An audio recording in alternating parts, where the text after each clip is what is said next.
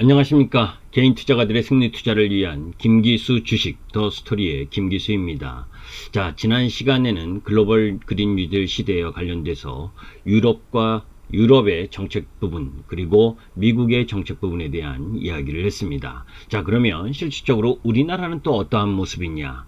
제가 왜 이 부분을 유럽과 또 미국 그리고 또 우리나라 아시아 이 부분에 관련돼서 나누어서 설명을 자세하게 드리냐면 한 섹터에 대한 정책 동력은 그런 부분들을 다 전체적으로 이해를 해야 개별 종목이 아닌 섹터와 연관해서 생각하고 그런 흐름들을 갖고 가야 잔파도에 흔들리지 않는다는 이야기를 하는 겁니다. 그래서 어떠한 흐름들, 어떠한 정책적 동력을 가지고 성장의 흐름을 갖고 가는지 그것에 대한 이해를 확실하게 하고 있어야 잔파도에 쓰러지지 않고 거친 풍랑을 또 헤쳐나갈 수 있는 힘이 되는 거죠. 자, 이번 시간에는 그러한 가운데에서 대한민국 그린 뉴딜에 동참했다. 그리고 미래차인 전기차와 수소차 그리고 태양광과 풍력 이런 성장 동력에 대한 이야기를 하려고 합니다. 자, 우리나라도 이제 드디어 그린 뉴딜에 동참을 했죠. 에너지 전환을 주요 정책으로 삼았지만 근본적인 전환에 부족했던 대한민국도 그린 뉴딜을 주요 경기 부양안으로 삼았습니다. 물론 코로나19 때문이지요. 디지털 뉴딜만으로는 고용 창출 효과가 크지 않고 그린 뉴딜이 글로벌 트렌드인 것을 감안하면 당연한 판단이죠. 자, 2025년까지 약 73조 원을 그린 뉴딜에 사용하겠다는 계획인데 그린 리모델링, 그린 에너지, 미래차 등에만 약 30조 원의 재정이 투여됩니다. 해외 사례와 비교하면 금액적으로는 상당히 부족하지만 그린 산업을 위주로 한 성장 전략 기조를 도입한다는 것만으로도 의미 있는 행보일 수가 있죠. 적재적소에 투자금을 배부하고 시기적절하게 규제를 해소하면서 기업들을 저탄소 정책으로 견인할 수 있는 능력이 발휘된다면 효과가 클 수 있다라고 하는 부분입니다. 대한민국 그린 뉴딜 주요 정책들을 살펴보면 그린 리모델링 이 부분에 5조 4천억 정도가 들어가는데 노후 건축물이나 신축 건축물 이러한 부분들 속에 이 그린 리모델링을 하겠다라고 하는 부분이고 그린 에너지와 관련된 부분이 중요하겠죠. 여기에 이제 11조 3천억 정도 해상 풍력 부분에 있어서 최대 13개 권역의 풍항 계층 타당성 조사 지원 및 배후 실증 단지 단계적 구축 추진하겠다. 이 부분이 이제 태양광과 풍력 관련 이 재생 에너지 발전 용량과 관련된 부분입니다. 또 태양광 부분은 이미 실시하고 있는데 이것에 대한 또 피해도 많죠. 그렇기 때문에 저는 개인적으로는 태양광보다는 해상 풍력 쪽 부분에 더 큰 포커스를 맞추고 싶다라는 이야기를 드리고 싶습니다.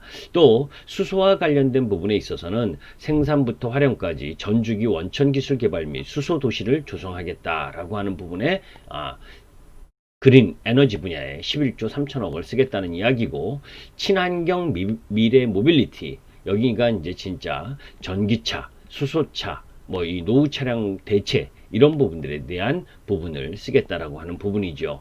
자, 이제 2020년까지 전기차는 9만 대를 보급하고 또 2025년까지는 113만 대 그러니까 5년 안에 10배 이상 보급을 늘리겠다라고 하는 부분이죠. 자, 수소차 역시 마찬가지입니다. 수소차는 아직까지 미미하긴 하지만 올해 안에 5,000대 그리고 2025년까지는 20만 대 그러면서 충전 인프라를 구축하겠다. 그죠? 450대를 설치하고 또 수소 생산 기지 및 수소 유통 기반을 구축하겠다라고 하는 정책적 목표를 갖고 지금 진행하고 있는 상황입니다. 현 정부의 에너지 전환 정책으로 국내의 태양광 설치량은 지난해 3기가와트를 돌파했고 올해에도 그 정도로 설치가 유력하고 또 이 현 추세만 유지해도 정부의 2030년 목표를 달성할 수 있는 상황이기 때문에 그죠? 오히려 태양광보다는 그죠? 지금 현재 부분에 있어서 풍력 부분은 이 설정 목표에 비해서 현저하게 설치가 되지 않는 상황, 그러기 때문에 더 이 앞으로의 성장 흐름이 더 가속화될 수 있는 부분이겠죠.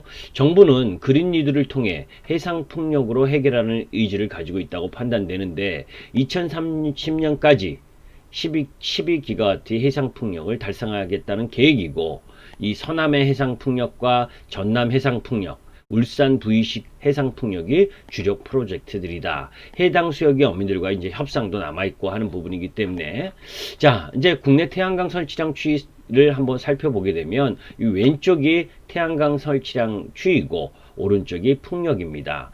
자, 태양광 부분은 2016년부터 꾸준히 이 설치 추이가 올라왔고, 이제 2019년, 2020년, 2021년 부분으로 보게 되면 거의 정체나 거의 비슷하죠. 그렇다면 주가의 부분에 있어서는 뭐 거의 반영됐다라고 보는 흐름이다. 우리나라 태양광 쪽으로만 바라보면, 뭐 미국이나 이런 쪽으로 보게 되면 아직 좀 성장 흐름이 더 남아있다라고 볼 수가 있는데, 그죠? 우리나라 자체만으로 보면 한계점에 일정 정도 왔다라는 판단이기 때문에 저는 개인적으로 우리나라 태양광 OCI 쪽은 좀 별로 안 좋게 보고, 반면에 이제 미국 쪽에 투자를 하고 있는 부분, 이런 회사들, 기업들에게는 가산점을 좀 줘야 되겠죠. 자, 국내 풍력 설치량 추이 오른쪽 부분을 보게 되면 2015년과 16년에 나름대로 풍력 부분에 있어서 설치 흐름을 갖고 가다가 오히려 2017년, 18년, 19년 부분에 있어서는 조금 그 설치 량이 좀 적어들었었죠. 그런 가운데 2020년과 2021년 그 이후 흐름으로는 계속해서 설치를 증대하겠다라고 하는 부분입니다. 또한 그 속에서 이제 빠지지 않고 봐야 될 부분이 미래차 부분이죠. 미래차라고 하는 부분은 전기차와 수소차 이쪽 부분이죠. 지원 확대, 그리고 동시에 의무 판매제도 도입이 필수적인데, 그린 뉴딜 중 가장 많은 예산이 투입된 산업은 바로 미래차 부분입니다. 전기차와 수소차 확대를 위해서 2025년까지 보조금을 유지하고 보급 대수도 대폭 늘리게 된다. 보조금을 2025년까지 지급하기로 했다는 것은 미래차 산업에 상당히 긍정적이라고 할 수 있죠. 다만 해외의 경우 일방적인 지원만으로 미래차 산업을 육성하지는 않는다. 지원받은 만큼 산업체들의 의무도 동시에 부담한다. 이 이야기는 뭐냐면, 중국과 미국, 이 캘리포니아 등의 전기차 의무 판매 제도와 EU의 강력한 탄소 배출 규제, 이게 이런 부분에 해당된다는 거죠. 그러니까 보조금만 주는 게 아니라 일정 정도, 그죠? 일정 정도 의무 판매 제도를 도입함으로 인해서, 그죠? 그 관련 부분들이 더 확대되는 부분들을 만들어가는, 그 산업의 성장 흐름을 만들어가는 부분이다. 이런 부분입니다. 우리도 이러한 트렌드를 따라가야 한다고 생각하는데, 의무 판매 제도와 보조금을 동시에 병행하면 단기간에 국내의 전기차 시장은 10만 대, 수소차 시장은 5만 대 이상으로 커질 가능성이 높다. 이렇게 무한 성장 동력을 갖고 있는 그 흐름 속에서 배터리 셀 업체라든지 그리고 수소차 관련 업체들의 증설로 고용 창출 효과와 또 그 환경에 대한 부분도 일석이조의 효과를 거둘 수 있는 상황이죠. 자, 국내 수소차, 전기차 연도별 구매 보조금 예상 규모입니다. 뭐 이건 예상이니까 예상의 흐름 부분들이 이렇게 진행된다라고 한다면, 전기차 보조금이나 수소차 보조금 이런 부분들이 된다면 기술 침투율이 더 가파르게 진행되겠죠. 제가 여러분들에게 파괴적 혁신과 또 기술 침투율과 관련된 이야기를 하면서 이 5G라든지 2차 전지라든지 이런 전기차 이런 부분들의 기술 침투율이 어느 정도 됐을 때 단기적인 조정을 받고, 또 어느 정도까지는 계속해서 끌고 가야 되느냐 하는 부분도 그 이전의 동영상에 다 업로드 돼 있습니다. 여러분들이 재생 목록을 살펴보시면 거기에 이 기술 침투율에 관련된 부분, 그리고 잉여 현금 흐름에 관련된 부분, 또 파괴적 혁신에 관련된 부분, 또 글로벌 시장에서의 이 지형적 변화, 주식시장의 섹터 지형적 변화, 이런 부분들에 대한 부분들이 언급되어 있으니까 여러분들이 한번 자세히 살펴보십시오. 보면 도움이 될 것이라고 봅니다. 또 해상풍력 수소차 관련 업체들을 주목해야 된다고 보는데, 유럽은 그린 수소와 탄소 배출 순제로 정책을 달성하기 위해 재생에너지 중 해상풍력을 집중 육성합니다. 대한민국, 일본, 대만, 베트남 등 아시아 국가들도 경기 부양을 위해 약 40기가와트 이상의 해상풍력 설치 계획을 확정했다. 이 이야기는 뭐냐면, 비단 아시아 국가에서 우리뿐만이 아니라 이 해수면을 둘러싸여 있는 나라들은 다 해상풍력에 관심을 갖고 있고 그 설치 계획을 확정하고 있음으로 인해서 해상풍력이 성장할 수 있는 기반이 탄탄하게 놓여져 있다는 거죠. 미국은 트럼프 행정부 하에서도 북동부 연안의 주들이 약 20기가와트 이상의 해상풍력 설치 목표를 발표했고, 바이든이 당선되면 이 계획들이 실행 속도가 빨라질 것이다 라고 하는 부분은 앞선 동영상에도 이야기를 했었죠. 바이든이 되면 그린뉴딜의 빅뱅이 형성된다. 그만큼 친환경과 관련된 부분의 산업에 중점적으로 육성하려고 하는 의지가 강력한 것이 민주당 바이든 후보입니다. 왜냐하면 공화당 트럼프도 왜 그걸 하지 않겠어요? 하는데 속도 조절을 하죠. 왜냐? 트럼프의 공화당은 기존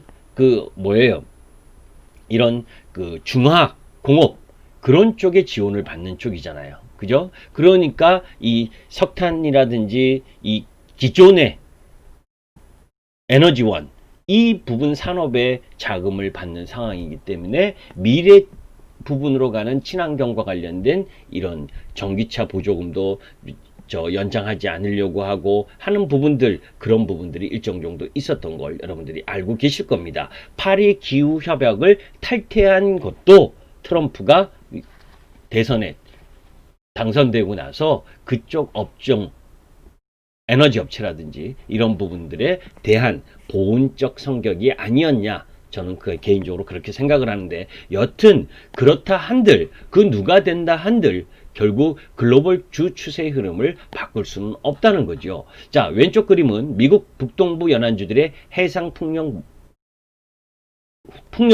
목표, 그죠? 해상 풍력과 관련된 부분을 앞으로 이렇게 지어 가겠다라고 하는 부분이고, 오른쪽은 대만 해상풍력 프로젝트들에 대한 이야기입니다. 이런 부분들 속에서 우리나라의 기업이 막강한 기술력을 갖고 있다면 우리나라보다는 미국이나 유럽 그리고 아시아권 국가들의 해상풍력 단지를 조성하는 데 있어서 기본적으로 큰 성장의 기회가 될 수 있다라고 하는 부분. 그래서 삼강 MNT라든지 CS 윈드 이런 기업들이 급격하게 상승하고 있는 흐름을 갖고 있는 것도 이러한 요소라는 걸 여러분들이 이해를 하시면 됩니다. 그냥 테마로서 올라가는 게 아니라 실적을 달성할 수 있는 기반들이 정책적 흐름으로 구현되고 있는 상황이기 때문에 상승을 해도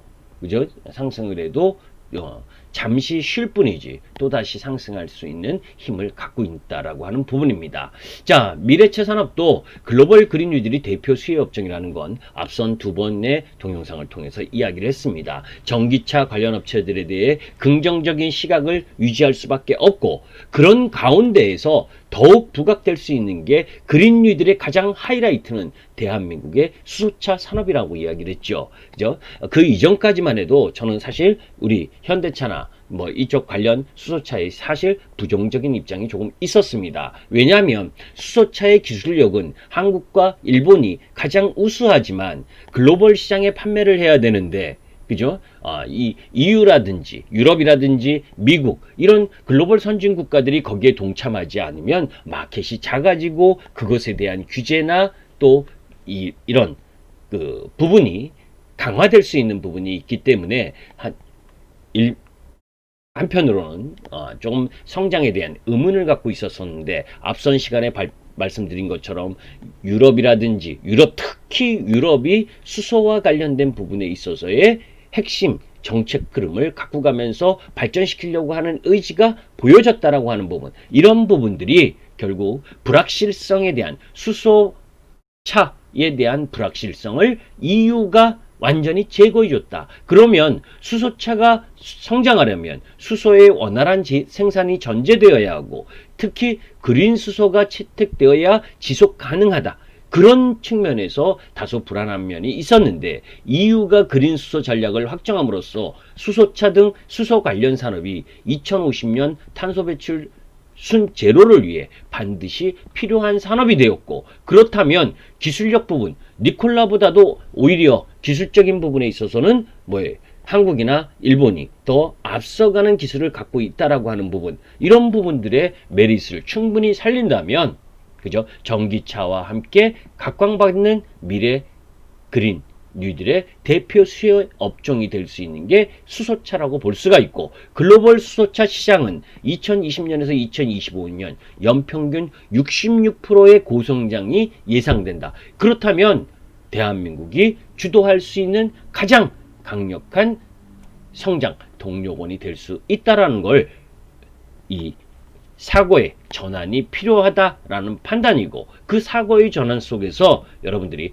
장치 산업이나 이런 부분들보다 오히려, 그죠? 무형의 자산을 갖고 있는, 그죠? 지금 사실 조금 다른 길로 가게 되면 미국 시장이나 우리 시장이나 이제 장치 산업, 기존의 장치 산업, 중무장대한 산업이 성장하고 주가가 올라서 시장이 올라가는 것이 아니라 무형의 자산을 많이 갖고 있는 기업들이 올라간다는 거예요. 그런 것들이 기술 지적재산권이든 특허권이든, 그죠? 우리가 이 보이는 산업이 아니라 그런 무형의 자산에 투자하고 무형의 자산을 많이 갖고 있는 이 부분도 나중에 자세한 설명을 한번 할 텐데, 그러한 부분들이, 그죠? 그러한 부분들에 대한 이 사고의 전환이 필요도 하다는 부분입니다.